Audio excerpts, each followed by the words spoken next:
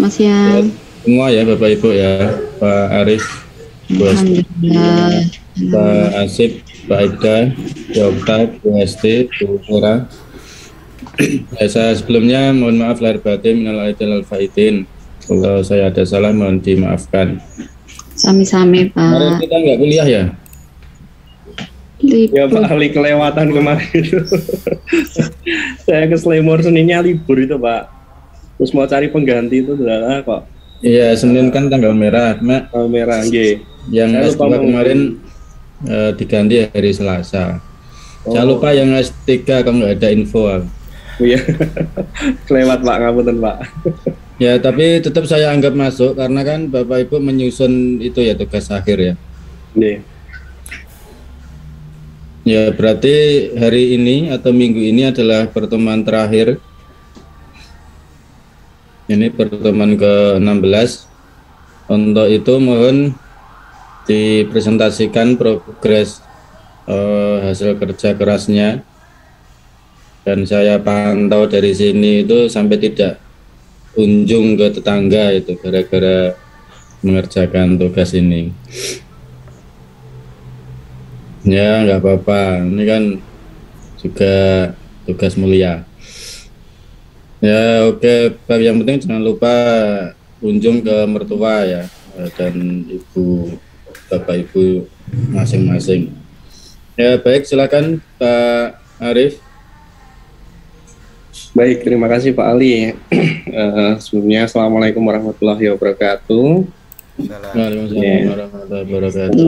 Teman-teman semuanya, Pak Ali izin menyampaikan ya terkait dengan progres buku untuk draft bukunya.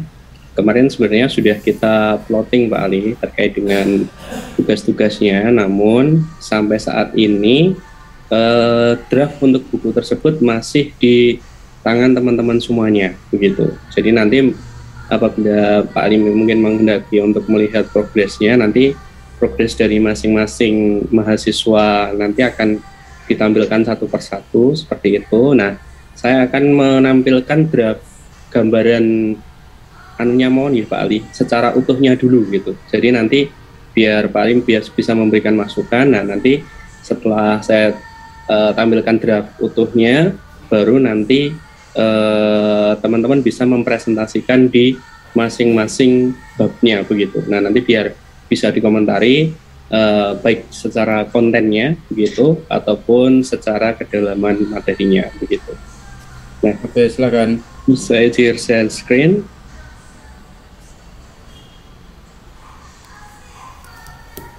Nah ini sudah sudah ini ya. Judulnya seperti ini ya Pak Ali nanti ya, sesuai dengan judul itu sudah ada Pak Arif. Judul itu sudah ada di kakak kelas. Kemarin saya mengusulkan itu yang kaitannya dengan kurikulum Merdeka. Oh begitu. Jadi berorientasi kurikulum Merdeka gitu ya. Pembelajaran bahasa Indonesia ya. Tinggal di ya itu hilang saja itu yang filosofi sama konsep itu hilang. Yeah. Berorientasi kurikulum Merdeka.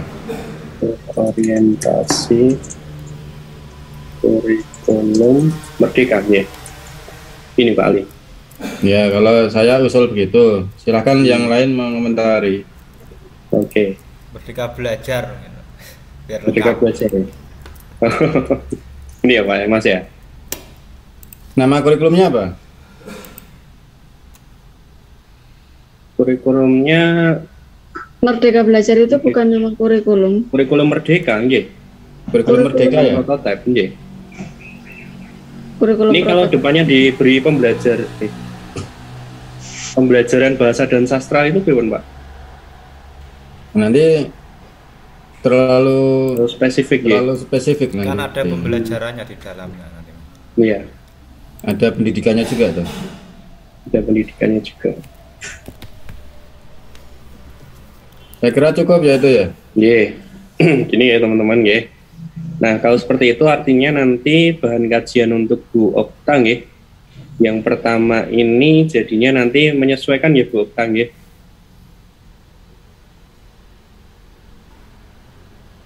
Halo Bu Okta. Oh baru. Nah, nggih. Nah nanti Bu Okta jadi menyesuaikan untuk kaitannya dengan pengantar filosofinya. Kemudian kalau kami munculkan tetap permasalahan pendidikan bahasa dan sastra Indonesia di SD pada kurikulum merdeka gitu, sakit ya Pak Ali? Nah, cuma masalahnya buku itu kan berlaku untuk sepanjang masa ya. Iya. Ya, boleh saja asal permasalahan itu tidak berlaku batas waktu gitu. Jadi ini diambil umum saja. Ya, artinya boleh saja masalah-masalah itu yang dulu, sekarang, dan kemungkinan masalah itu yang akan datang seperti apa, itu silakan boleh saja.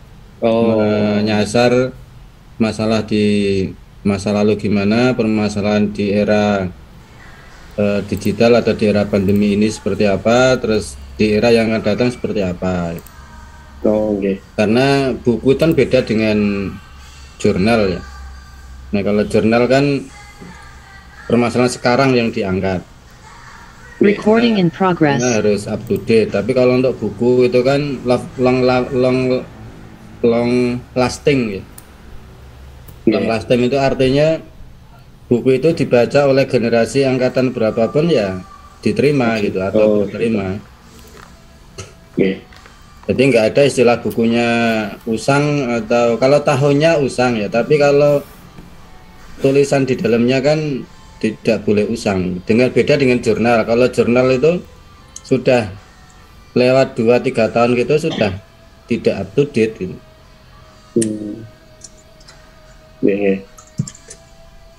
Kedua, jadi permasalahannya nanti membahas di permasalahan bahasa Indonesia yang pada masa yang dahulu nggih.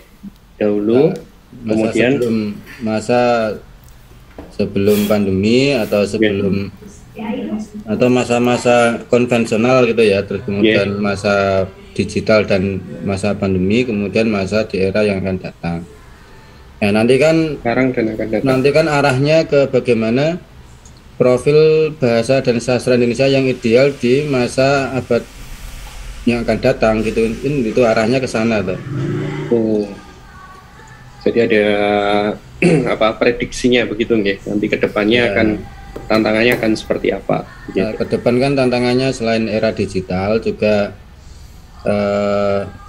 selain abad 21 kan nanti juga abad berikutnya. Saya kira kan tidak bisa lepas dari yang namanya digital dan literasi misalkan.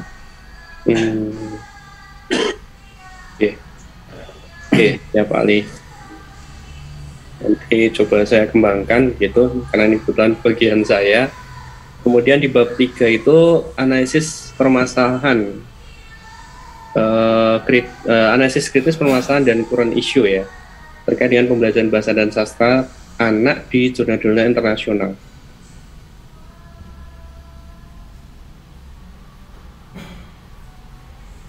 Nanti ini tumpang tindih mboten nggih Pak Ali dengan yang tadi. Nah, yang permasalahannya nggak usah itu, langsung current issue saja. Gitu. Jadi permasalahannya sudah di bab 2. Permasalahannya sudah di bab 2. Jadi yang bab 3 itu cukup current issue saja. Analisis kritis, current issue, pembelajaran bahasa dan sastra anak di jurnal-jurnal internasional, begitu aja nggih. Saya kira untuk di jurnal internasional itu nanti tersirat saja. Karena kan bahasa Indonesia itu kan bukan bahasa internasional ya. Susah nanti malah.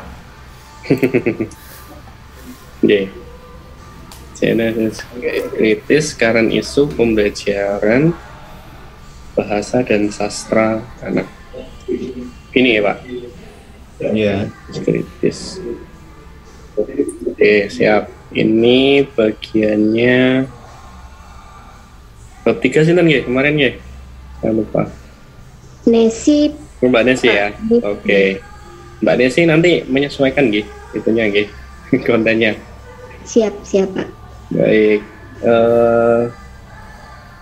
Kemudian masuk ke bab 4 ya. Bab 4-nya ini adalah konsep dan capaian pembelajaran bahasa dan sastra Indonesia sekolah dasar. Ini diambil dari kurikulum Merdeka dan juga kurikulum sebelumnya ya ini ya. Mbak Vera sudah ada belum ya? Nggih, Mas Sarip. Iya. Ini kemarin konsep dan capaian pembelajaran ini diambil dari 2 kurikulum ya, Mbak ya. Sebelumnya dan yang sekarang. Nggih, tapi saya belum lengkap isinya, cuma baru ya teori-teori saja gitu. Oke, maksudnya ini secara konsepnya seperti itu. Nggih. Meskipun paling untuk bab 4 konsep dan capaian pembelajarannya dianalisis. Ini sudah mengarah ke kurikulum Merdeka belum? Sudah. Sebenarnya dicantumkan itu. Oh. Nggih, nantinya mengarah ke kurikulum Merdeka, Pak Ali. Iya. Yeah. Berorientasi kurikulum. Ya, gitu. Yeah. Tempatnya. Siap. Itu capaian pembelajaran lulusan ya, CPL ya. Kalau di SD namanya apa? Kalau di perguruan tinggi kan CPL. Hanya seingat saya CP saja itu, Pak. CP saja. Ya, di dalam kurung CP gitu. Oh iya.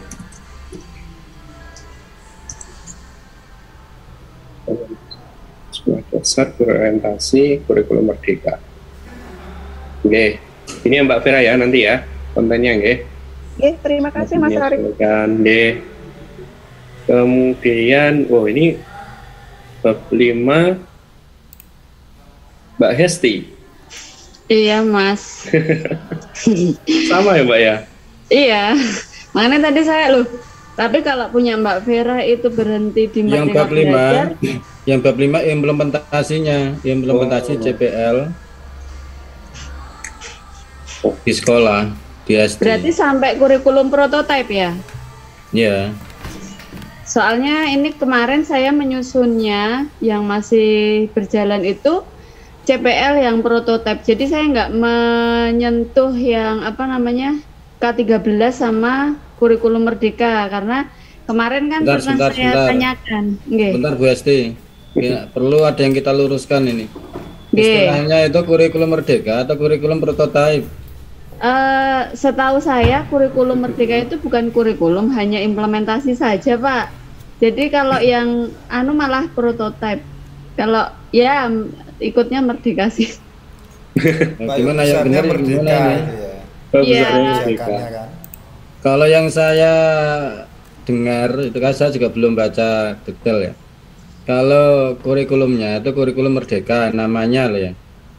Nah, di dalam kurikulum Merdeka itu di dalamnya isinya adalah kurikulum prototipe gitu. Iya. Nah, ini kemarin pembagian kan ini berkaitan sama punya Mbak Handara juga yang bab 6. Mbak Handara itu nanti perubahan CPL itu Mas, makanya tadi yang bab 4, 5, 6 itu batasannya gimana?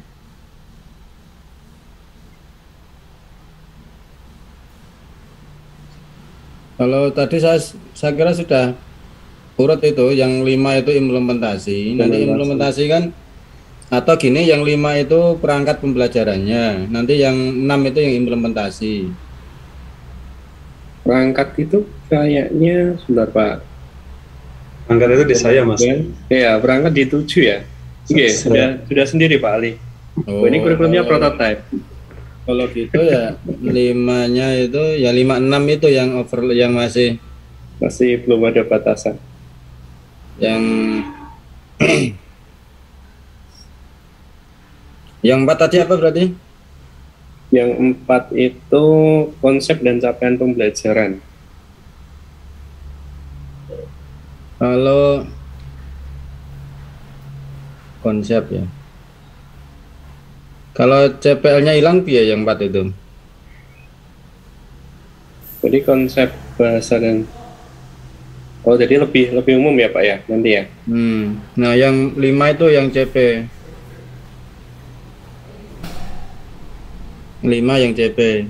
Yang 5-nya yang CP. Tapi ini kurikulumnya sepakat merdeka nggak teman-teman? Atau pokoknya harus konsisten merdeka atau prototipe, harus konsisten itu. Nah, kalau dokumen yang di share Mas Ibda kemarin itu merdeka ya Mas ya? Dicek lagi ya yo. Dan saya bacanya merdeka soalnya. Coba kalau ada orang bilang kurikulum merdeka itu bayangannya itu isinya kurikulum yang mana? Ya prototipe itu maksudnya Pak. Prototipe. Kayaknya enggak, malah kalau bilang merdeka itu yang masih MBKM itu yang pertama kali diluncurkan sama Nadiem Makarim yang ada pertama itu merdeka kali belajar. Kurikulum merdeka ini di CP ini loh. Itu merdeka belajar itu Bu. Iya, kalau MBKM. kalau bicara MBKM merdeka belajar kayak itu ke arahnya ke situ. Beda, kalau kurikulum beda lagi. Kalau merdeka belajar itu kan luas itu.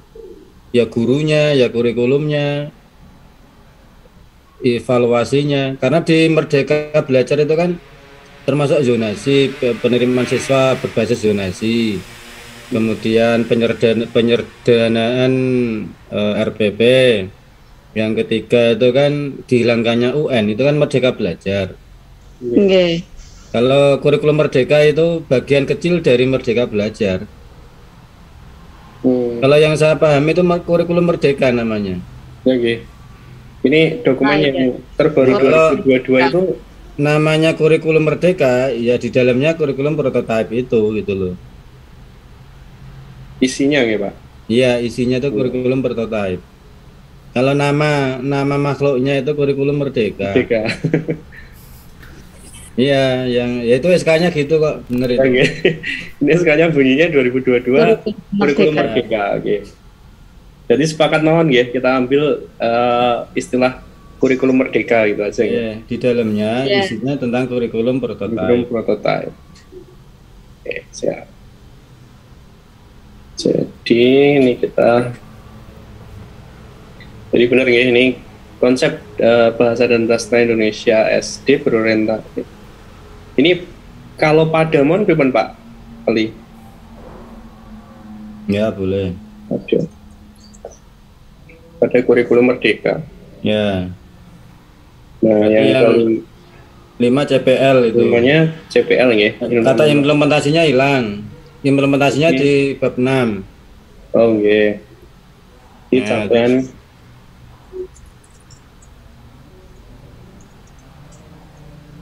Mbak Hesti, capaian pembelajaran saja atau capaian pembelajaran lulusan ya? CPL di situ bahasanya Bentar. CP ya.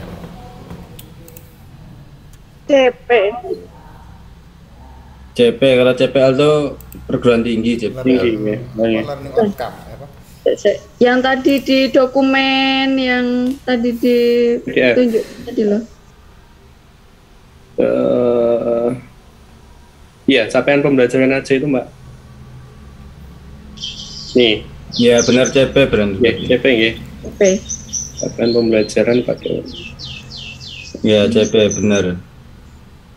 Capaian pembelajaran.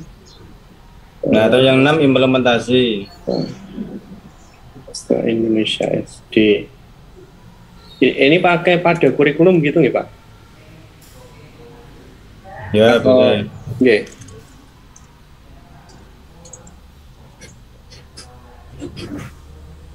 Nah itu yang implementasi yang 6.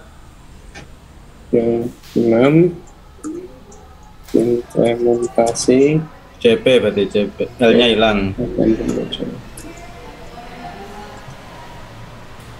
Satu aja pembelajarannya. Pembelajaran Kurikulum Merdeka.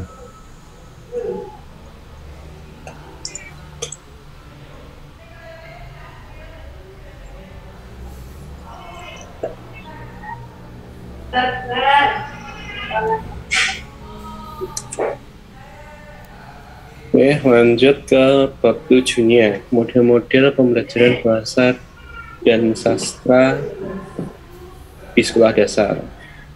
I-nya hilang. Sastra SD. Ya ada kurikulum Merdeka lagi. Ya.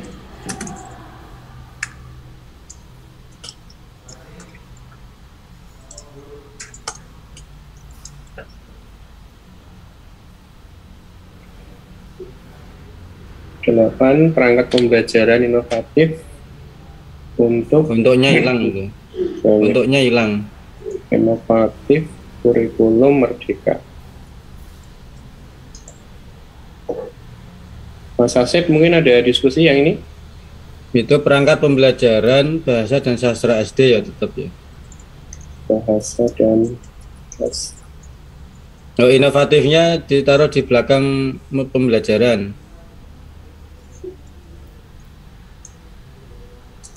Inovatif. Oke. Ini terakhir pembelajaran sastra anak dan literasi. Sastra anak kan sudah, berarti literasinya aja itu. Oh. Pembelajaran literasi Anak sekolah dasar di SD. Oke. Bagaimana? SD-nya hilang saja. Oke.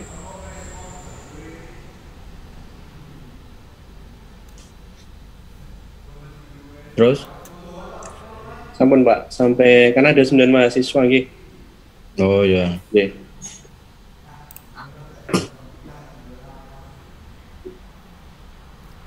Silakan ada masukan terkait tadi judul-judul bab.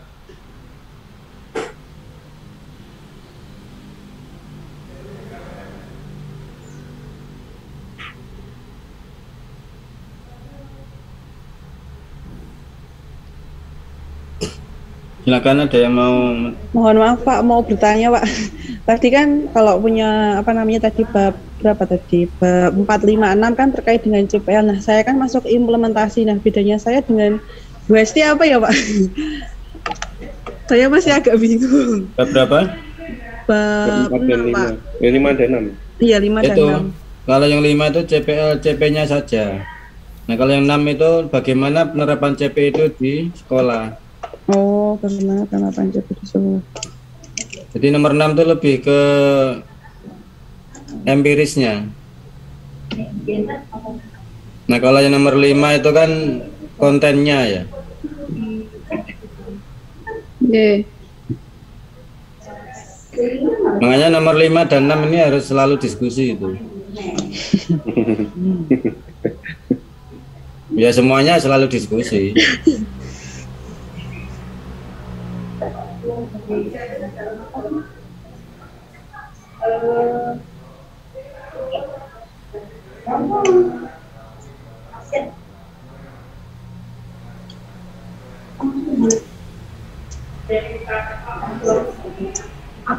Ya, sama-sama.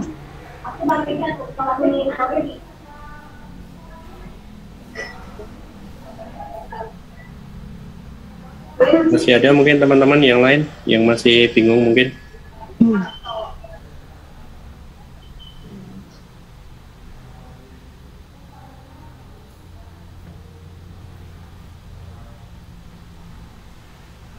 Mas Arif, Ya, yang 8 tadi Mas, coba Mas dibuka yang saya bagian 8.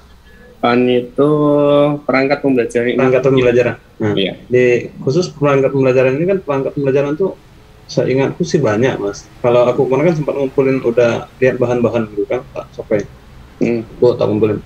Jadi kalau misalnya agak digeser dikit sama rencana pembelajaran gitu gimana Mas?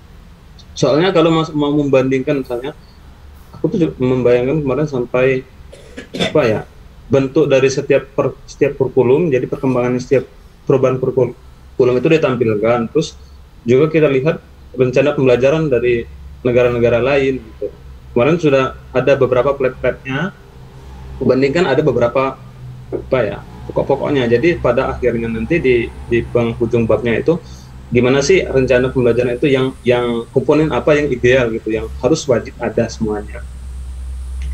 Menjadi dia tidak apa ya, lebih kayak lebih spesifik gitu Mas. Kalau kayak ini nih kayaknya umum gitu perangkat pembelajaran 4. Tapi memang konsepnya tetap di bahasa dan sastra sama kurikulum di Merdeka. Gitu sih Mas. Kalau yang udah kuskep tuh kayak gitu. Karena kemarin tuh udah ngumpulin bahan-bahannya gitu, tapi tinggal menjahit gitu. Nah, kalau melihat apa ya? Kalau misalnya tak cari perangkat pembelajaran gitu yang keluar itu dengan keyword seperti itu lain, tapi yang banyak itu kan lesson plan, rencana pembelajaran. Nah, lesson plan itu kan banyak banget itu. Ini apa, mau dibandingkan misalnya negara Asia, negara Eropa, terus negara Indonesia dengan setiap jenjang perubahan kurikulumnya itu juga ada perbandingan. Kemarin itu sudah menemukan gitu. Termasuk misalnya dari bentuk RP1 dengan yang lain itu ada perbedaan beberapa, tapi ada poin penting yang menjadi garis pokok yang harus ada dan tidak berubah dari zaman ke zaman gitu. Misalnya salah satu contoh pokoknya ya, misalnya dari RPP itu kan ada kopnya, kepalanya itu kan identitas. Nah, semua RPP setiap negara punya gitu pada identitas, nah, tapi settingnya saja yang berbeda gitu. Susah itu nanti kan pada akhirnya itu ada oh ini loh yang pokok yang harus ada, mau seperti apa kurikulumnya ya, bentuknya ini ada yang paten gitu Mas. Oke. Karena aku ngumpulin bahannya kemarin kayak gitu sih. Tapi belum jadi, masih bayangan, masih di apa ya, dihubung-hubungkan kayak gitu. Iya. Oke. Pripun Pak Ali, kalau spesifik ke rencana ya Mas Afif ya? Rencana pembelajaran. Iya. Ya, saya kira memang bahasa Inggrisnya kan lesson plan. Iya. Saya kira itu sudah istilah baku ya, perangkat pembelajaran. Saya kira ketika kita baca perangkat pembelajaran itu ya isinya rencana pembelajaran. Kan nggak mungkin perangkat yang dibuat itu perangkat yang masa lalu, kan enggak. Prinsipnya ketika seorang guru menyusun perangkat itu kan berarti dia menyusun desain pembelajaran, mendesain rencana pembelajaran. Ya tinggal nanti isinya saja yang yang kalimat di dalamnya aja yang mendeskripsikan itu. Justru yang terpenting adalah ketika perangkat itu orientasinya kurikulum prototipe atau kurikulum merdeka, itu justru yang ditekankan itu bahwa perangkat ini harus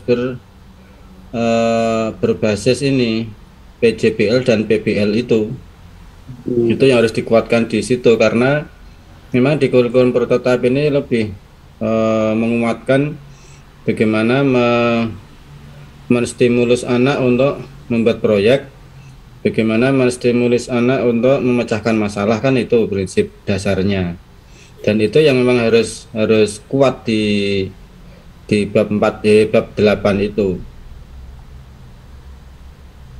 Nah, bagaimana misalkan capaian bahasa mana yang mampu memecahkan masalah, capaian pembelajaran bahasa yang mana yang harus dikemas dalam bentuk proyek misalkan, dan itu yang seharusnya dieksplor di bab 8. Saya kira itu justru yang harus ditonjolkan. Yeah. Itu Mas Asif. Kalau Mas Asif selain RPP kira-kira munculnya apa Mas Asif? Kalau saya itu bukan ke RPP-nya Mas, tapi setting yang seperti disampaikan Pak Ali tadi, setting gitu. Alur pembelajaran pengelolaan itu yang digambarkan di dalamnya itu.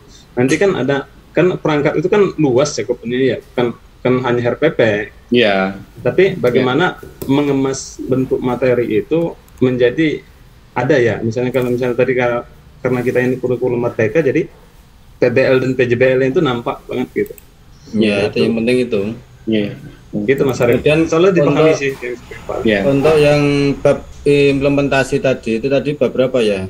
7 ya, 6 tuh. Yang implementasi itu justru dikuatkan ini.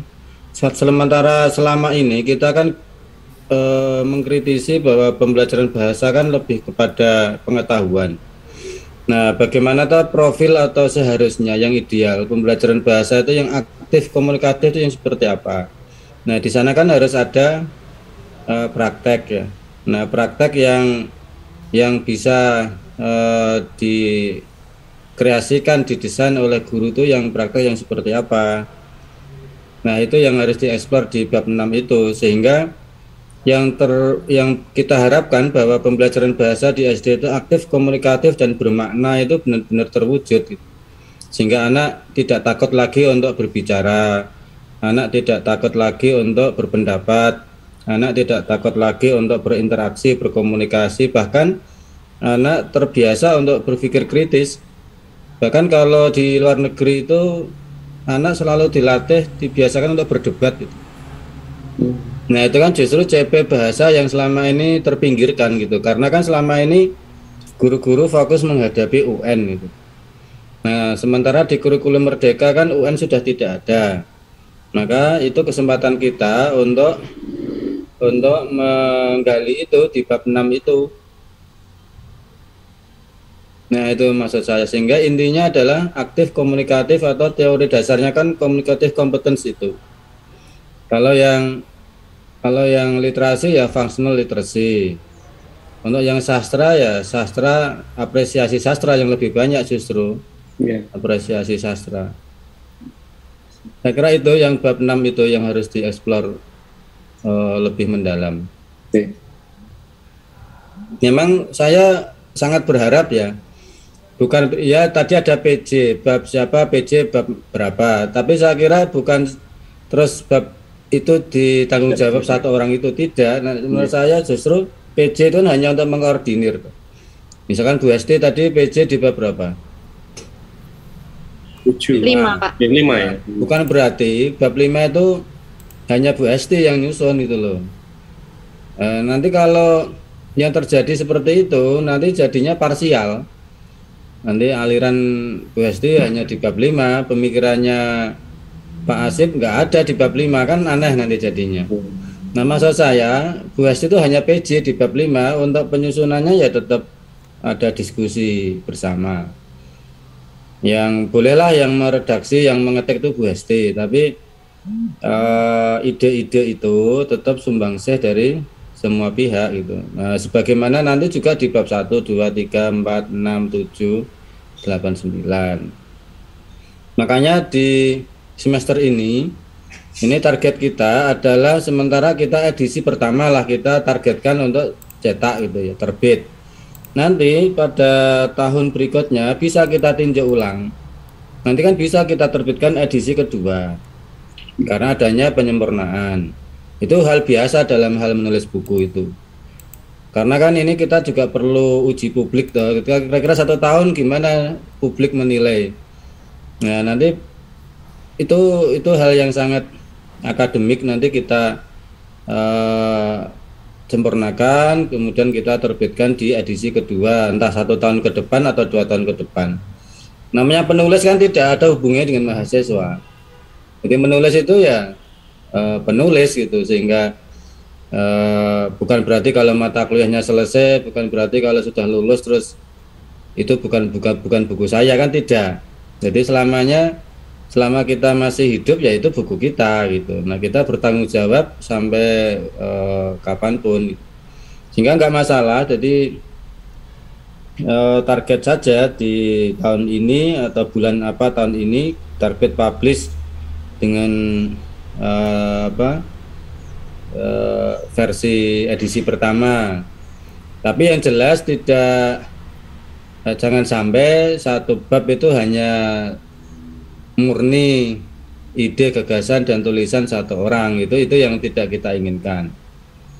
Kalau memang sudah mencantangkan bahwa ini ditulis bersama, ya setiap bab itu kita terlibat itu. Terlepas nanti yang mengetik itu masing-masing PJ itu silakan yang meredaksi. Nah, pada akhirnya kan sebelum diterbitkan semuanya harus ACC di semua bab itu. Makanya nanti pada saat menaruh nama penulis itu nggak perlu mencantumkan gelar ya, karena nggak ada hubungannya itu. Nah, penulis-penulis hebat itu justru menyembunyikan gelarnya itu. Kan nanti para pembaca kan akan melacak siapa nama itu, nanti akan ketahuan sendiri di database. Ya oke, baik, saya kira itu untuk perkuliahan kita hari ini. Sebelum diakhiri silakan ada hal yang mau disampaikan lagi. Yeah. Nah kalau itu tanpa gelar, kalau saya usul ya Pak Arif ya. Yeah. Nah nanti kalau sudah wisuda kan dokter, nah, nanti masa revisinya hanya gara-gara gelar gitu. Yeah. Edisi kedua ada tambahan gelar gitu kan aneh. Yeah.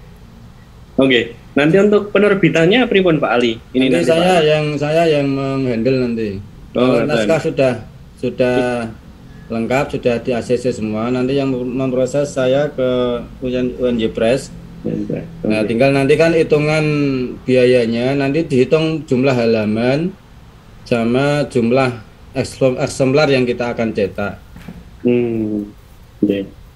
Nanti akan dihitung oleh UNJ Press nanti. Nanti kita bandingkan saja urunan bagi rata. Yeah. Ini kan juga Pak Ali, selain penulis kan nanti kita juga membutuhkan editor nggih. Itu nanti dari pihak UNJ saja. UNJ Press langsung. Jadi UNJ Press semua itu nanti yang Jadi editor sampai ke desain sampul semuanya dari UNJ nggih. Nanti kita tinggal UNJ Press ya. Kita ngisi nama penulis itu aja. Siap.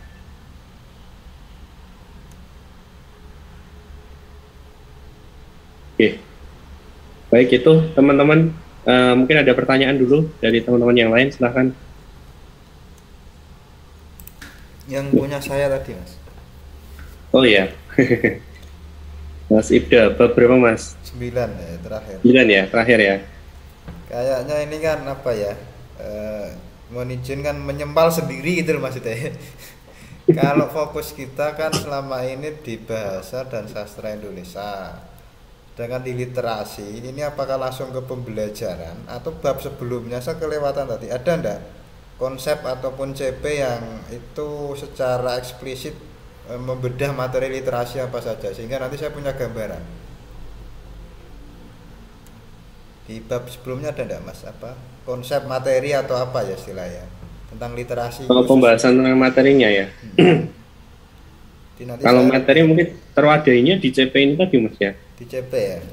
Atau konsep ini? Nah, itu kan bahasa dan sastra Indonesia toh masalahnya. Iya. Nah, literasinya belum. Kan harus tersirat itu, nggak boleh harus tersurat, nggak boleh tersirat. Kok tiba-tiba langsung pembelajaran literasi gitu loh. Apakah pembelajaran literasi ini include di materi bahasa dan sastra atau memang ada sub sendiri? Itu yang saya agak bingung, atau di sini apa ya, karena langsung pembelajaran itu maksudnya. Oh ininya ya, judul depannya ya. Atau di subbabnya saya beri ini sendiri ya, maksudnya materi, cakupan materinya gitu ya, karena kan di beberapa guru penggerak itu memang ada literasi apa berkaitan dengan kesadaran kronologis, membaca kelas awal kemudian sampai kelas tinggi. Nah mungkin nanti kalau misalnya dipaksa di atas kok kayaknya jomplang kurang pas ya, mungkin nambah sub bab itu masuk ke materi itu, mungkin gitu solusinya nanti. Itu sih kira-kira saya masih nggak ada ya materi literasi. Jadi maksudnya anu aja Mas, judulnya mau disesuaikan gitu, literasi anak sekolah dasar gitu, atau pembelajarannya dihapuskan atau bagaimana?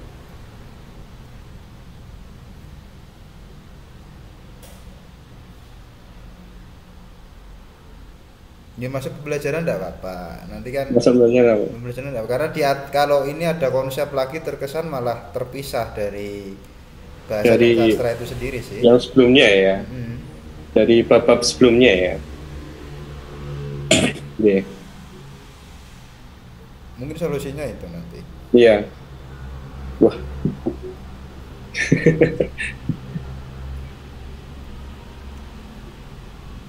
Mungkin ada tambahan masukan teman-teman yang lain.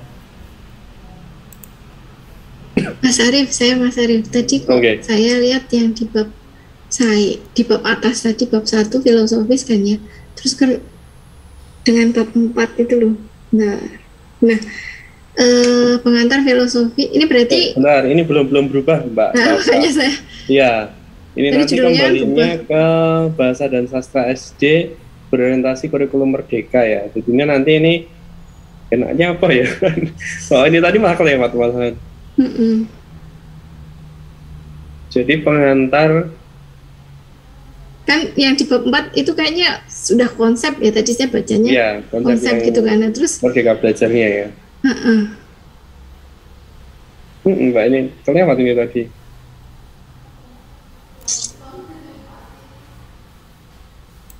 Itu umum berarti ya? Iya. Ya, harusnya ini intinya sebagai pengantarnya gitu.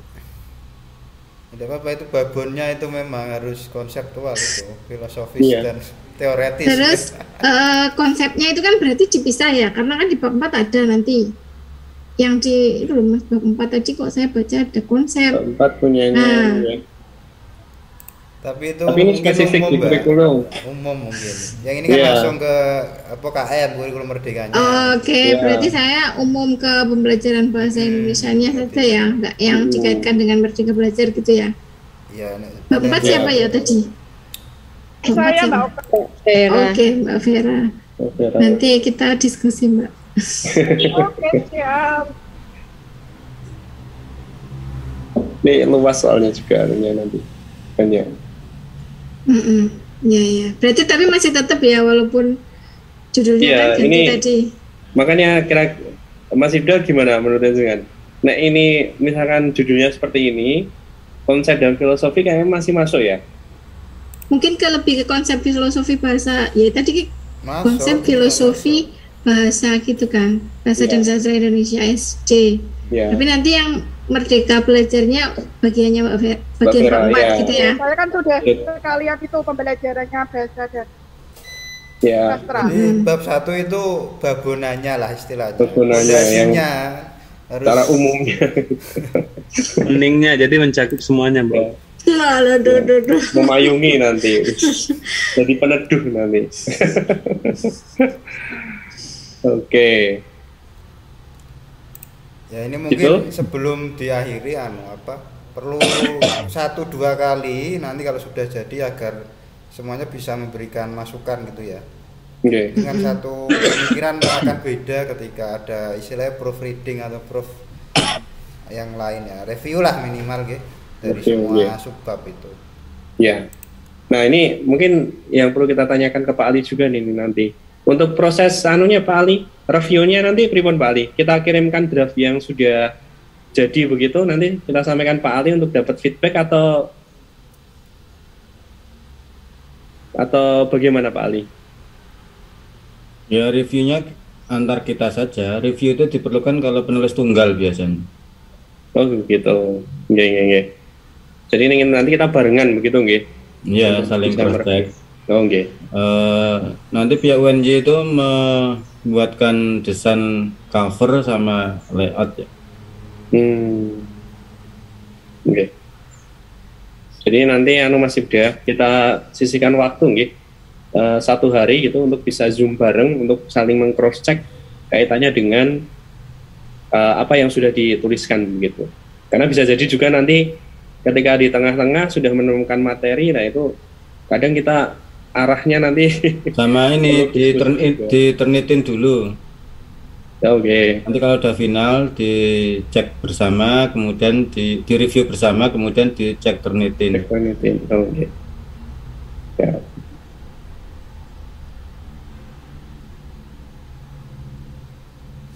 Ini tidak ada batasan halaman ideal ya Pak Ali? Nggak ada. Satu bab. Nggak ada. Ya.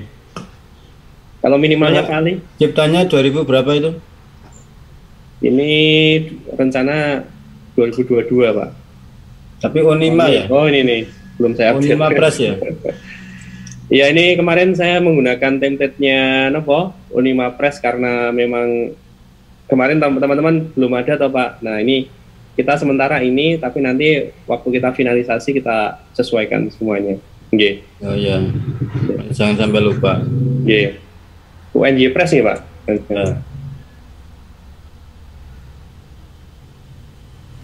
Oke, ya. Begitu teman-teman. Sekarang deadline ini yang pertanyaan Pak. Iya, deadline. Oh ya, untuk selama ini belum masuk ke UNJ Press, kalau nunggu nanti kan kalau sudah selesai layout, nanti kan langsung kita urus ISBN. Yeah. Nah, kalau ISBN keluar, artinya kan naskah sudah layak publish, terbit. Nah, itu nanti baru kita tunggu untuk proses publish atau terbitnya. Jadi sementara selama buku itu belum terbit, ya nanti nilai sementara maksimal amin dulu. Nah, nanti kalau sudah terbit baru bisa saya rubah. Itu maksimal ya, jadi bisa kurang dari itu. Kan nilai itu diambil dari proses perkuliahan dan tugas-tugas yang sudah kemarin dikerjakan. Kalau deadline-nya ya deadline ini UAS ya, tanggal UAS dan tanggal akhir upload nilai itu ada tanggalnya. Nah, jadi sementara nilai yang saya unggah di sistem itu nilai sementara. Yang penting tidak lupa Pak, lupa mengubah. Ya biasanya kalau mau yudisium itu kan dicetak atau KHS-nya loh, kok masih nilai sementara misalkan ini harusnya sekian gitu, itu biasa mahasiswa mengingatkan. Tapi kalau bisa jangan sampai nunggu yudisium. Ya kalau bisa ya semester ini atau semester depan sudah terbit gitu. Yang mau yudisium semester depan siapa? Yudisium semester 2 maksudnya Pak. Yudisium semester 2.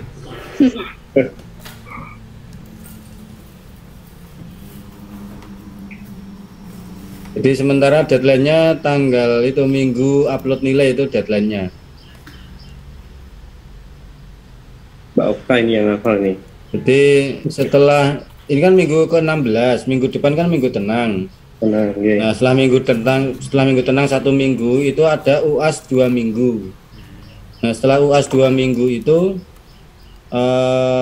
tanggal berapa mata kuliah ini di UAS kan itu nanti 2 minggu terhitung 2 minggu dari tanggal UAS itu batas upload nilai.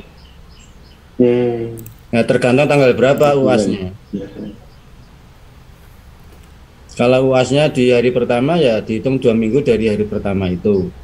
Kalau UAS-nya di hari terakhir ya 2 minggu dari hari terakhir itu. Itu batas akhir upload nilai. Nah, maka dasar saya untuk mengupload nilai itu harus sudah jadi ini tugas akhirnya ini. Sudah jadi itu artinya sudah selesai di review, sudah selesai turn in, sudah selesai layout. Kalau ngurus ISBN saya kira nggak perlu ditunggu. ISBN sama karena kalau sudah ISBN sudah turun nanti langsung naik cetak itu.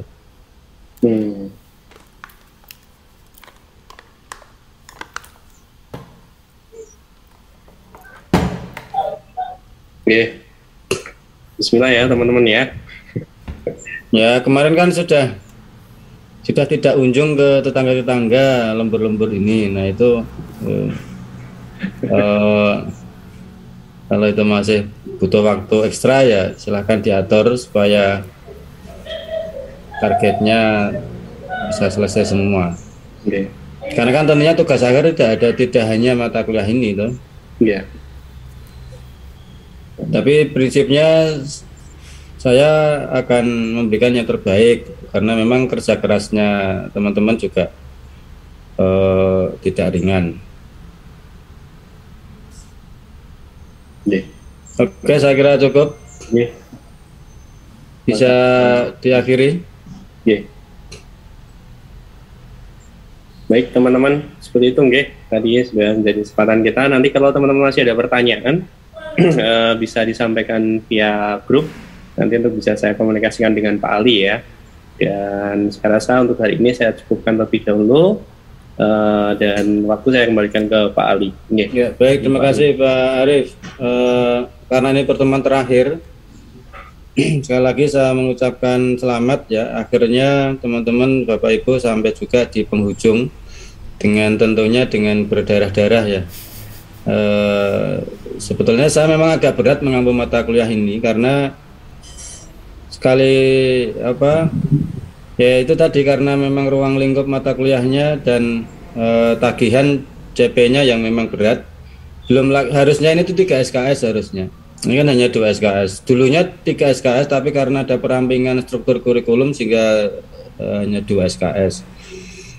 Nah, oleh karena itu, kenapa tugas akhirnya dalam bentuk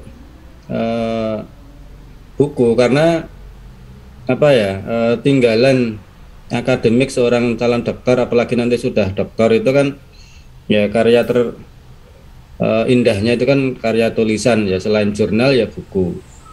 Nah, sehingga ada tinggalan akademik, ada warisan akademik, dan saya kira itu akan juga kita akan bermanfaat sepanjang masa gitu.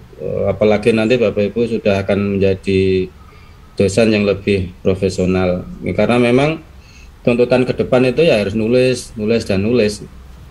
Bahkan ngajarnya dianggap